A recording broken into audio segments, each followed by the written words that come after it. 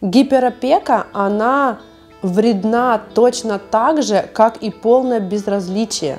То есть, когда ребенок растет, есть такая метафора, как трава, да, никому не нужный, то это плохо. Он недолюблен, он сам себе предоставлен, ему никто не объясняет, не дает каких-то понятий жизненно важных.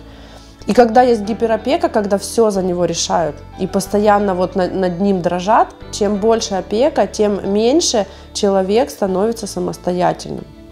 У него нет этого плавного процесса перехода. То есть, когда он полностью зависим от родителей, а потом он начинает потихоньку включаться в жизнь и принимать некие решения и совершать действия сам.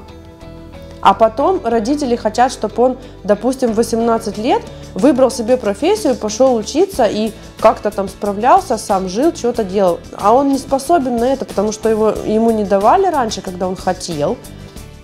И у него уже способности нет принимать решения и что-то делать самостоятельно. И ему элементарно страшно. Есть подростки, которых приводят с жалобами на то, что он ничего не делает.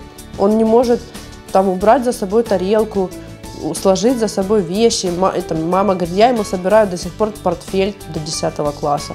Но если вы его с первого потихонечку не учили собирать, то собирайте. Дальше на работу поведете за ручку. Когда родитель понимает, что что-то идет не так, что он не может с ребенком договориться и объяснить ему, что мы семья, да, мы команда, и каждый делает какое-то свое дело. Папа зарабатывает деньги, допустим, ты учишься, мама следит за какими-то домашними делами, организовывает досуг или тоже работает, что чаще бывает. Давай мы распределим роль и обязанность. Что будешь делать ты? Можно ребенку предоставить выбор.